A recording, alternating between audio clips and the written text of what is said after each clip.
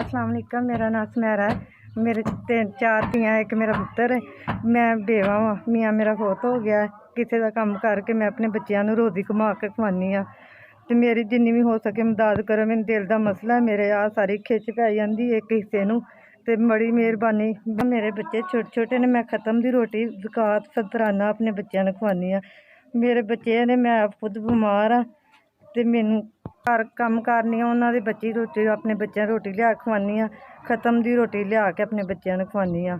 सारा मेरे एक दिल का वाल बंद ते मैं अपनी दवाई भी लेनी हाँ ते पैसे होन ते ले लेनी ना होन ते अल्लाह दे हवाले। दिल दे वाल बंद ने। मेरे सारे जिस्म नूं खिच्चां पैंदियां। मेरे गर्दन नूं भी खिच्चां पैंदियां। मेरे को अख चुक के गल नहीं हुंदी है। बड़ी मेहरबानी तुहाडी। जान तुहाडी तरफों मैनूं 5000 रुपया मिली है मदद। तुहाडे बच्चों नूं अल्लाह पाक तंदरुस्ती दे। अल्लाह पाक तुहानूं सेहत ठीक होए। तुसीं अल्लाह पाक तुहानूं बहुता दे ते तुसीं साडी आइंदा भी मदद करो।